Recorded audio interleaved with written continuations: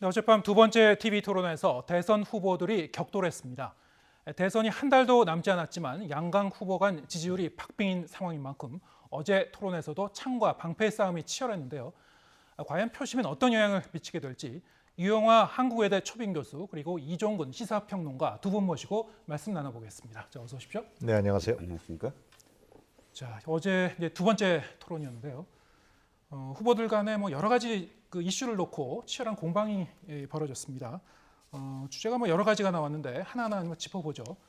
일단 그 1차 TV 토론과 비교했을 때는 2차 TV 토론 전반적으로 좀 어떤 점이 달랐다고 보시는지 차례로 좀 말씀해 주시죠. 아무래도 1차보다는 2차가 더 치열했던 것 같아요. 그것은 이제 지지율도 상당히 이제 붙어 있는 상황이고 두 후보 간에 여러 가지 공방이 있었기 때문에 아마 윤석열 후보도 이재명 후보의 어떤 문제점들을 많이 지적했고 또 이재명 후보도 1차 토론에서는 윤석열 후보에 대한 그렇게 개인적인 공격이나 비난을 안 했었는데 이번 토론에서는 도이치 주가 조작 문제라든가 여러 가지 부분들을 공세한 것 같습니다.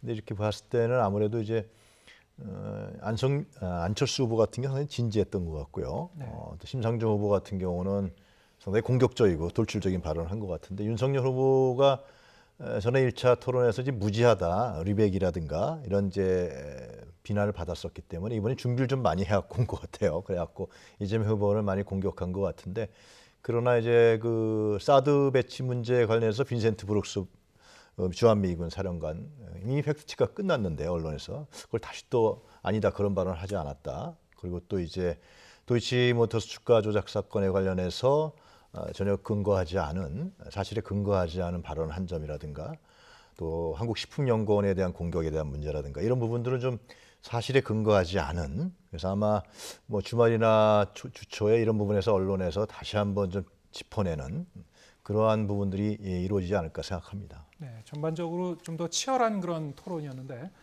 부분적으로는 세부적으로 또 팩트 체크가 필요한 내용들이 있었다 이렇게 말씀하셨고요. 어떻게 보셨습니까? 일단 1차는 탐색전이었죠. 그리고 이재명 후보만 하더라도 지난번 대선 때 경선까지 나왔었으니까 이런 TV 토론에 얼굴을 비췄었고 심상정 안철수 후보는 이미 지난 대선을 치렀던 사람들이고 그렇다면 사실 1차 탐색전에서 국민들이 가장 궁금해한 부분은 윤석열 후보가 어떻게 할 것인가. 이런 TV 토론은 사실 처음으로 하는 거 아닙니까? 경선에서는 해봤겠지만 본선에 나왔으니까 또 실질적으로 윤 후보가 토론 잘 못한다 이런 프레임에 있었으니까 궁금하기도 했고 그래서 40%에 육박하는 그런 시청률이 나왔습니다. 2차 토론은 전면적이 돼야만 했고요. 앵커님 말씀하셨던 치열하다 계속 리포트에서도 그렇게 나왔지만 그러나 진짜 치열했는가는 조금 의문입니다. 왜냐하면 이렇게 돼야 되거든요. 언제나 그 TV 토론은 앞서 있는 후보에 대해서 쫓아가는 후보들이 공격을 하는 그러니까 1대 3의 구도가 돼야 그러니까 2차 토론부터는 그런 구도가 돼야 됩니다. 그러면 쫓아가는 후보들은 새로운 쟁점들을 계속 부각하면서 이 자신의 어떤 리드로 주도로 제일 앞서 있는 후보를 공격해야 되는 그런 양상이 돼야 되는데 1차에 비해서 그러면 2차에 특별히 쫓아가는 후보들이 의제를 새롭게 낸 게 있느냐 하는 거예요. 새로운 의제 사실 잘 안 보였습니다. 물론 지금까지 언론에서 나온 어떤 그 각각 후보들의 어떤 의혹이라든지 이런 부분들이 나오긴 했고요. 또 안보와 관련해서 지난번보다 조금 더 구체적인 질문들이 나왔지만 그럼에도 불구하고 쫓아가는 후보들이 내놓는 그런 그 의제가 사실 좀 약했다. 그래서 결과적으로 지금 1차에 비해서 시청률이 반 정도 나왔어요. 네. 39에서 지금 21% 나왔습니다. 물론 피겨가 아니죠. 쇼트트랙 그 경기가 있었기 때문에 맞물려서 아마도 시청률이 낮게 나온 거라고 분석은 하지만 제가 보기에는 이제 점점 더 시청률이 좀 떨어지지 않느냐. 왜냐하면 제 결론은 새로운 의제를 내놓지 못하고 있는 한 앞서가는 후보한테 도리어 유리하다. 앞서가는 후보는 새로운 의제를 내놓을 필요가 없어요. 이대로만 가면 됩니다. 그런데 현재 어저께 저는 나머지 세 후보, 이재명 후보와 안철수 후보와 심상정 후보가 파이팅은 했지만 새로 자기의 어떤 전선으로 끌어들일 의제를 갖고 오지 못했다라는 생각입니다. 제가 봤을 때는 토론 형식이 좀 바뀌어야 된다고 생각하는데요. 네. 아마 선관위 토론은 더 형식적이겠죠. 몇 분. 그러다 보니까 각 후보들의 정책이라든가 공약이라든가 이런 부분들을 검증할 수 있는 토론 형식이 아니었다. 이번에도 뭐 주도권 토론도 의제도 내고 기자협회에서 했습니다만 그러다 보니까 지금 말씀하신 대로 뭔가 뭐 앞서가는 후보, 뒤서가는 후보에 대한 구별이 잘 안 된다. 정책이죠. 그러니까 대한민국을 끌어나갈 대통령 후보에 대한 정책과 공약을 갖고 치열하게 토론해야 되는데 이런 부분들이 저는 토론의 형식에서 상당히 좀 문제가 있고 그 시간이라든가 형식에서 좀 바뀌어야 되지 않느냐. 선관위에서 하는 토론에서 얼마나 바뀔지 모르겠습니다만 그렇게 해야 국민들이 유권자들이 선택할 수 있는 기회와 환경을 제공해 줄 수 있다 그런 말씀드립니다. 그 교수님 말씀대로라면 그렇게 바뀔 가능성이 없죠. 왜냐하면 선관위 토론은 네. 법적으로 정해져 있어요. 그러니까 어저께 토론이랑 똑같습니다. 주도권 토론이 있고 그다음에 주제 토론이 있고 그건 언제나 똑같은데 다만 어저께와 같이 기자협회라든지 혹은 지난번 토론처럼 지상파 3사라든지 법정 선거 토론 이외의 토론에서 사실은 그게 나와야 돼요. 교수님 말씀처럼 그 전혀 다른 형식이 나왔어야 됐는데 이제 이 선관위에서 남은 어떤 3번의 토론만 남아 있는데 그건 규정대로 해야 되는 상황이라 아마 기자협회가 선관위의 법정 토론을 그냥 그대로 갖고 와서 한 상황이 돼버렸던 것 같아요. 그래서 저도 교수님 말씀처럼 되게 아쉽네요. 좀 새로운 어떤 그래도 지난번 4년 전에는 좀 새로운 형식들이 있었거든요. 예, 그 토론 형식에 대한 아쉬운 점을 이제 지적해 주셨고요.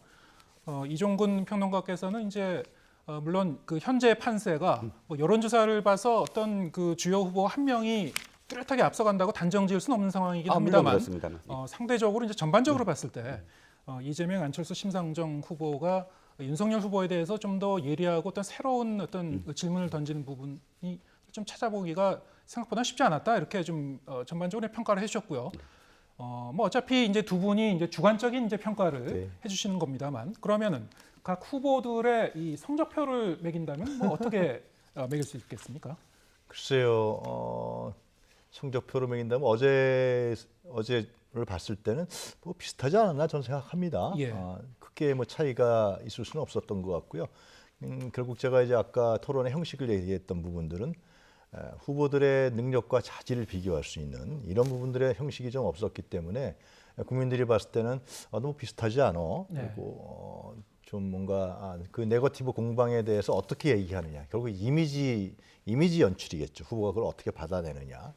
또 지지자들이라든가 중도층이라든가 반대층에게 어떠한 메시지를 주느냐. 뭐 이런 정도의 효과 수준이었기 때문에 제가 봤을 때는 어제 TV 토론을 통해서 지지율에 큰 변화가 있기는 좀 어렵다 그렇게 생각합니다. 네. 어떻게 보셨습니까? 뭐 결론적으로는 저도 교수님 생각과 일치합니다. 큰 어떤 지지율 변동의 요인이 될 만한 토론이 없었다라는 점. 네 후보가 지난번과 큰 차이가 없는데 일단 윤 후보 같은 경우는 지난번에 비해서 주도권 토론을 조금 더 잘했다라고 생각을 해요. 그러니까 지난번에 비해서 윤 후보의 어떤 스타일에 대해서 왜냐하면 윤 후보가 지난번 주도권 토론에서 너무 7분 동안을 자기 이 질문에 대해서 시간을 많이 할애했거든요. 뭐 예를 들어서 이재명 후보가 몇 년 몇 월에 무슨 얘기를 했고 자기 시간을 다 갉아먹으면서 질문을 하는 바람에 전체적으로 주도권 토론 7분 동안 충분하게 그것을 활용하지 못했어요. 주도권 토론이란 압박 토론이거든요. 그런데 이번에는 중간중간에 말을 끊으면서 그러니까 상대방 말을 끊으면서 이 압박을 하는 어떤 이 토론의 형식이 바뀌었거든요. 그래서 많이 진화하고 있다, 토론에 적응하고 있다라고 보여지고요. 이재명 후보 같은 경우는 자신의 정책을 길게 설명할 기회를 갖지 않고 있다. 즉 상대방의 어떤 실수라든지 또는 상대방이 모르고 있다라는 것을 부각하는 질문에 좀 치중하는 바람에 전체적으로 심상정 후보의 공격이라든지 안철수 후보의 공격 또는 윤 후보에 대한 어떤 답변에 대한 재질문 이런 것들이 다 끝나고 봤을 때 이재명 후보가 어떤 정책에 대해서 깊이 있게 어떻게 천착하고 있다라는 게 상대적으로 예를 들어서 안철수 후보에 비해서 크게 보이지 않았다. 안철수 후보 같은 경우는 교수님 말씀처럼 정책에 대해서 굉장히 깊이 있긴 하나 토론이라는 게 정치공학적으로 얘기하면 정치적인 어떤 그런 그 승부수도 걸어야 돼요. 그러니까 정책적으로 내가 잘 알고 있다라고만 하는 것이 토론은 아니거든요. 네. 예를 들어서 엘고 굉장히 토론 잘했습니다. 하지만 대통령이 되지 못했잖아요. 토론을 아주 잘하고 정책을 잘한다만이 아니라 자신이 어떤 상대 후보에 대해서 정치적으로 어떤 제스처라든지 어떤 의제를 던지는 것, 그것이 정책적으로만 의미가 있는 게 아니라 이런 부분이 사실 안철수 후보한테는 좀 부족했다. 굉장히 정책만 잘하는 후보 이렇게 네. 비춰질 가능성이 크고요. 심상정 후보가 제일 그래도 돋보였습니다. 제가 보기에는 지난번 토론과 이어서 의제를 정확하게 파악을 하고 공격을 하고 했는데 단 한 가지 아쉬운 건 자신의 정당, 즉 이게 다른 정당들은 포괄 정당이지만 자신의 정당은 계급 정당에서 출발해서 지금 이 대중 정당이지 않습니까? 그러면 이 정당, 정의당이 다른 당과 굉장히 차별화된 의제를 갖고 와야 되는데 기후 대통령을 얘기했어요. 사실 기후 위기와 관련해서는 다른 당도 다 똑같거든요. 그러니까 그것이 아니라 보다 더 진보적인 좌파적인 의제가 무엇인가에 대한 고민을 하고 거기에 끌어들였어야 됐는데 상대를 공격하는 데 집중했지 그 의제가 무엇인가에 대한 어떤 이 결정적인 한 방이 나오지 않았다. 그래서 이 결과적으로는 내 후보의 뭐 장단점이 다 있지만 네. 지난번과 큰 차이가 없었다. 예. 물론 이제 이 토론을 보시는 분들의 이제 입장에 따라서 각기 이제 해석은 좀 다르게 나올 수 있겠습니다만 지금 두 분 말씀을 들어보면 어쨌든 어제 토론 같은 경우에도 결정적인 한방은 없었다. 그래서 이 기존의 판세에 아주 큰 영향을 줄 만한 그 요소는 많지는 않았지만 물론 이제 저희가 이제 세부적으로 하나하나 이제 따져 보면 또 새롭게 나온 부분도 있었죠. 1차 토론에서는 이제 이 주요 후보들이 이 본인들의 배우자 관련 논란에 대해서는 일체 언급을 하지 않는 그런 자제하는 그런 모습이었는데 그렇기 때문에 2차 토론에서도 그 부분에 대해서는 좀 자제하지 않을까 이런 그 전망이 나올 수 있었습니다. 하지만 어제 토론을 보니까 이 배우자 문제에 대해서 거론이 됐어요. 어떤 내용인지 듣고 오시겠습니다. 부인께서 지금 도이치모터스 이거 지금 주가 조작에 연루돼 있다는 말이 많은데 5월달 이후로는 뭐 거래하지 않았다 그랬는데 그 후에 거래를 수없이 했다는 수십억 수십 차례 거래가 있다는 얘기도 있지 않습니까? 그 대장동 그 게이트에 비해서 그 작은 사건임에도 불구하고 훨씬 더 검찰에서 연인원을 더 많이 투입해서 했고 아직까지 뭐 무슨 문제점이 드러난 적은 없습니다. 자택을 수시로 오가면서 배우자 비서 역할을 했어요. 그러니까 사실 성남시장부터 11년간 사실은 배우자에게 비서실을 만들어준 거나 다름없습니다.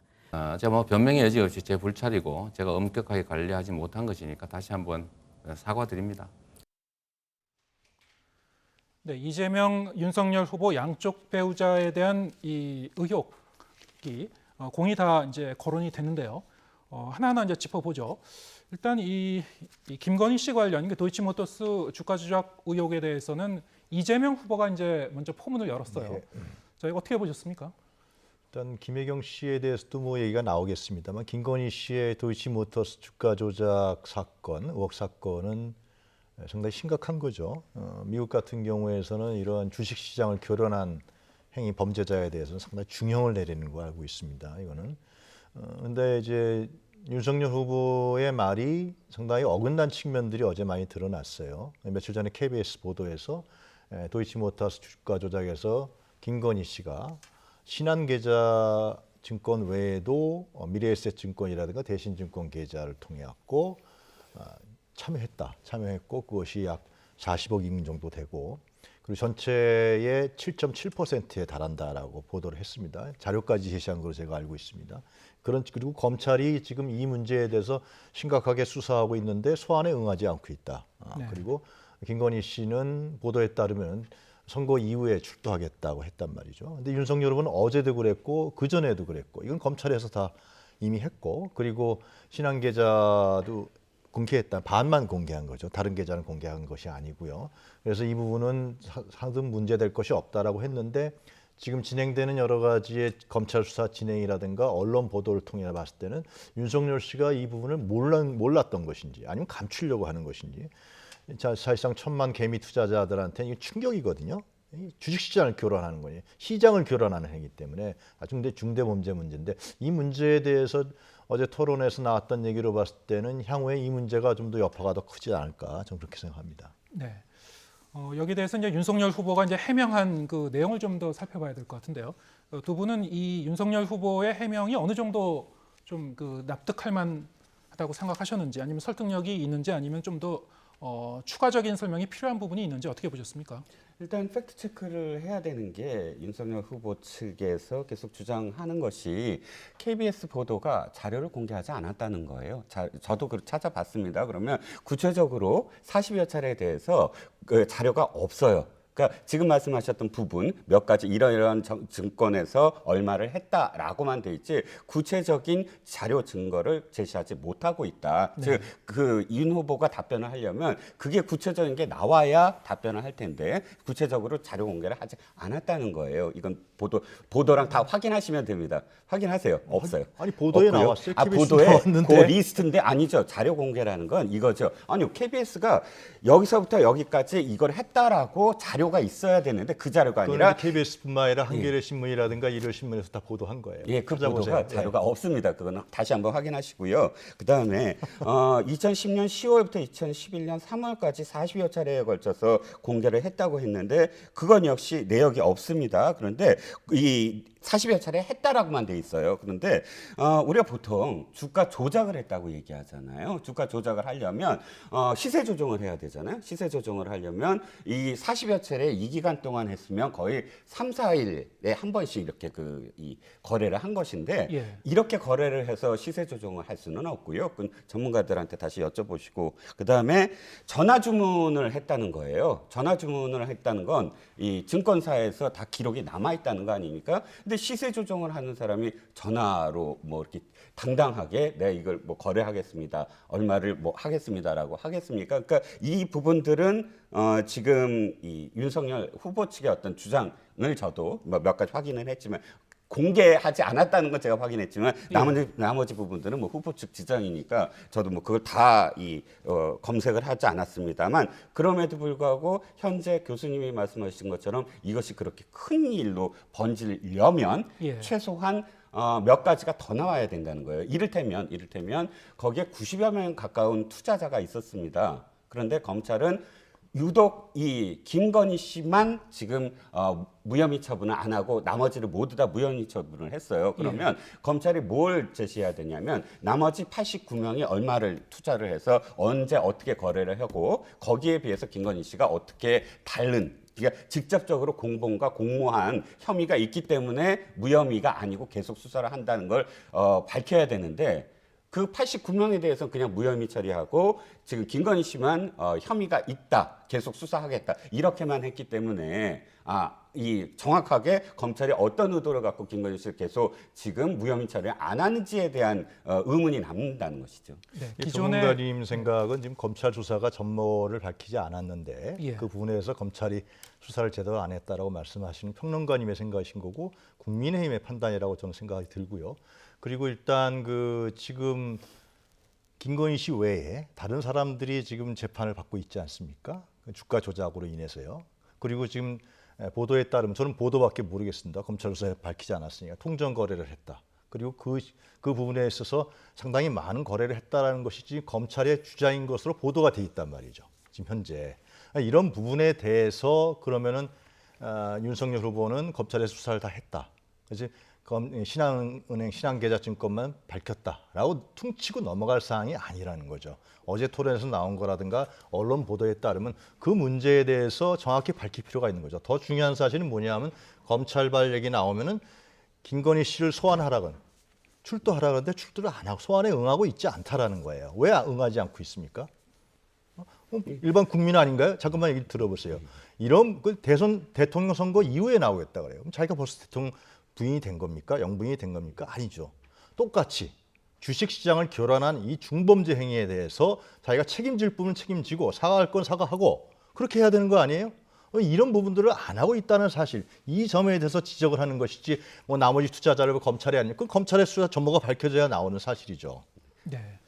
뭐 근데 거기에 두 분이 대해서 이제 이 관련 거래 내역에 대해서 그러면 그 윤석열 후보 측에서 좀 더 투명하게 공개할 필요가 있다는 점에서는 뭐 다 수긍을 하시는지요?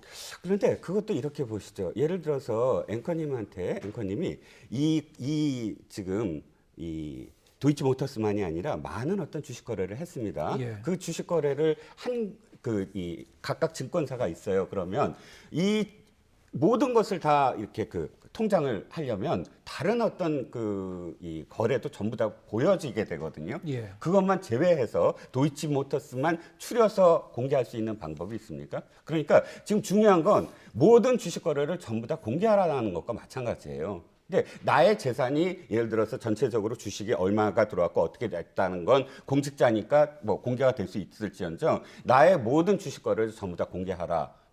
라고 이야기하는 것과 마찬가지거든요. 즉, 그 기간, 지금 주범과 공범이 지금 구속돼 있잖아요. 투자자 말고 이 사람들이 주가 조작을 했던 기간 동안에 그러니까 의문이 들었던 신한 계좌를 지금 공개한 것이거든요. 네. 그러니까 그건 구분을 해야 되죠. 모든 거를 모든 주식을 다 공개하라는 거. 그다음에 교수님의 제가 하나만 더 말씀을 드리면 교수님이 생각하시듯이 이게 그렇게 중대 범죄라면 이것을 제일 처음 문제 제기한 사람이 누구게요?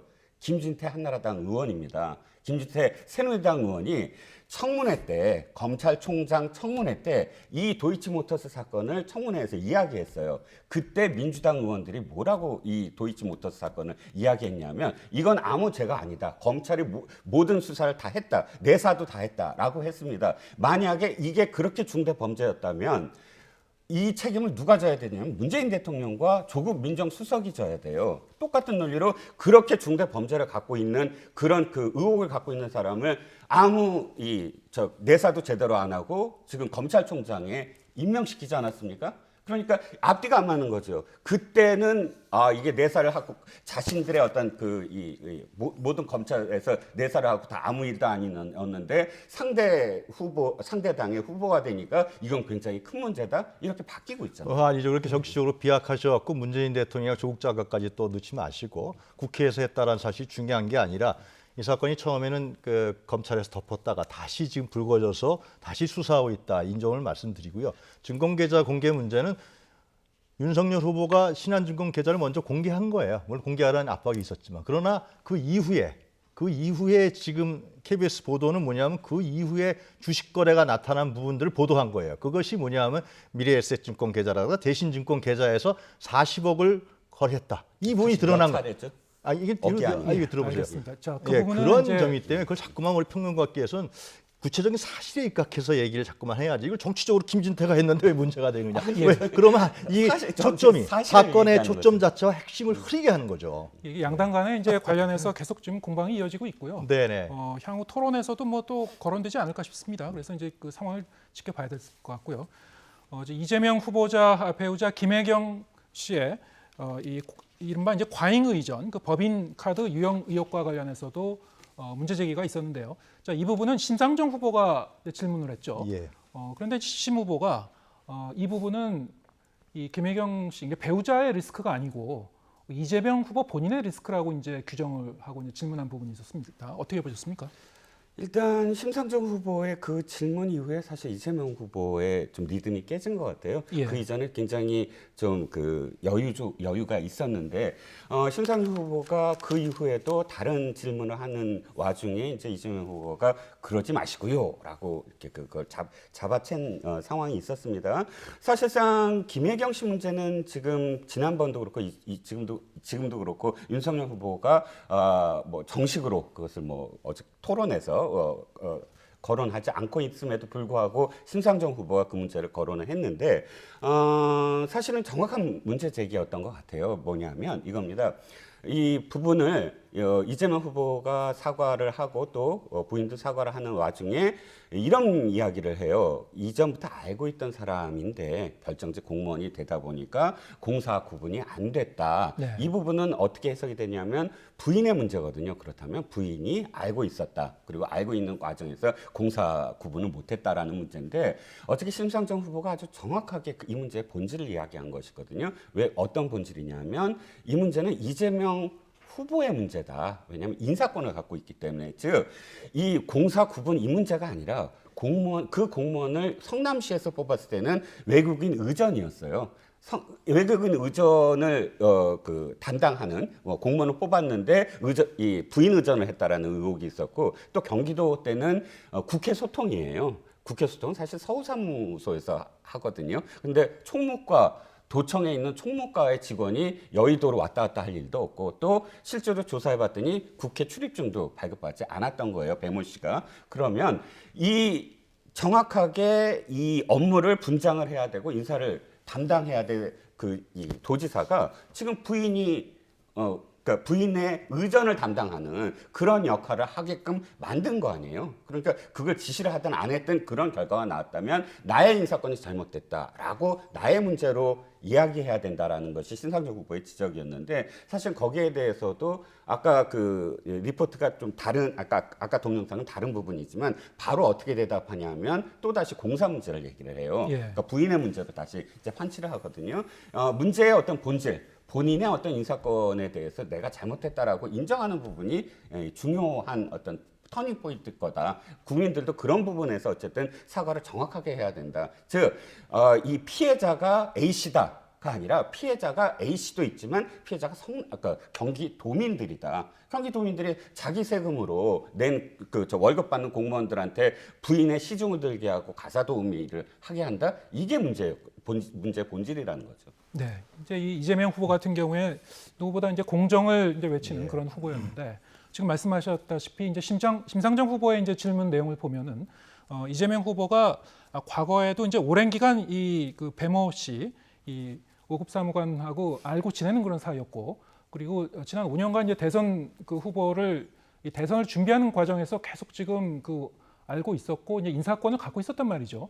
그럼에도 불구하고 사실상 김혜경 씨의 어떤 여러 가지 일을 도와주는 그런 일들을 이제 용인하고 인사권을 갖고 있으면서도 그대로 방치하고 있었던 거 아닌가, 뭐 이런 암시가 이제 다 깔려 있는 그런 질문이에요. 결국에 이제 이 공사를 구분하지 못한 배우자의 문제가 아니고 이재명 후보 본인의 문제 아니냐. 자, 이렇게 이제 초점을 좀 더 명확하게 했다라는 그런 점을 이제 말씀해 주셨는데, 자, 이 부분에 대해서 그럼 이재명 후보의 뭐 다시 이제 사과한 부분이 있었습니다만, 지난주에 있었던 이번 주에 있었던 게 김혜경 씨의 어떤 이 기자회견 내용이라든가 이재명 후보의 어떤 이런 사과 발언 내용 충분하다고 보시는지, 아니면 추가적인 또 앞으로 뭐 여러 가지 얘기가 나올 걸로 보시는지 어떻게 어제 보십니까? 신무가 얘기한 거나 평론가께서 지금 장하게 설명하신 부분들이 과연 이재명 후보의 관리 소홀 문제인지 아니면 직접적 연관성에 대한 문제인지, 그 문제는 규명이 돼야 될 거라고 생각합니다. 어제 얘기한 부분들은 자기가 사과했죠. 관리를 잘못한 것이다라는 문제로 사과했기 때문에 그 문제는 규명이 더 필요하겠죠. 정말 이재명 후보가 그러한 의전 논란이 있는 부분에 직접적으로 지시를 하고 했는지, 지금까지 나온 부분으로는 그런 지시는 없는 걸로 알고 있고요. 그리고 이제 김혜경 씨도 실제로 배모 씨를 통해서 A모 씨라는 사람은 몰랐다는 거 아닙니까? 그렇게 해명이 되고 있기 때문에 이거는 감사도 한다 그러고 경찰 수사도 들어간다 그러지 않겠어요? 이런 부분들을 지켜보면서 정확히 얘기하는 것이 국민의힘이나 다른 후보들이 얘기하는 그 정확한 것이지, 이걸 자꾸만 너무 침소봉대하거나 억측을 하거나 이런 부분을 증폭시켜 나가는 것은 제가 보기에는 온당한 처사는 아니라고 보여집니다. 예. 잘한 건 아닙니다. 네, 이 관련 의혹은 사실 이제 계속적 언론 보도가 추가로 조금씩 나오고 있어요. 그래서 이제 선거 기간 동안 추가적으로 몇 가지의 이 관련 뉴스가 더 나올 가능성이 굉장히 높아 보이고요. 그래서 뭐 민주당 입장에서는 좀 이 부분이 계속 좀 당혹스러울 수 있겠습니다만. 그러니까 김건희 씨가 나왔을 때는 예. 예를 들면 보수 언론 같은 경우는 거의 보도를 안 하지 않았습니까? 제가 좀 뒷말을 말씀드리면 이번에 근데 김혜영 씨에 대해서는 아주 엄청난 보도량이 나오더라고. 어느 한 언론에서 보도를 했는데 예. 그런 측면에서 봤을 때는 균형적인 측면도 있고, 과연 김건희 씨가 했던 부분과 김혜경 씨가 잘한 건 아닙니다만은 좀 영역이 다른 측면이 있지 않느냐, 그런 점도 제가 추가 말씀드립니다. 알겠습니다. 어쨌든 이 양측에서 상대방에 대해서 이제 고발을 또 한 부분도 있기 때문에요. 네. 그리고 뭐 향후 뭐 토론을 포함해서 계속 좀 거론이 될 가능성이 높은 것 같습니다. 또 어제 토론에서 또 하나 좀 특이한 점은 최근 사실 전국의 가장 큰 현안 아닙니까? 이 윤석열 후보의 이른바 적폐 수사 발언 관련해서 이 문재인 대통령과 청와대 그리고 이 윤석열 후보 간의 이제 대립 구도가 좀 형성이 됐는데요. 그 부분에 대해서 어제 토론회에서 분명히 좀 얘기가 나오지 않을까 이런 예상이 많았는데, 예상보다는 좀 언급이 적었던 것 같아요. 어떻게 보셨습니까?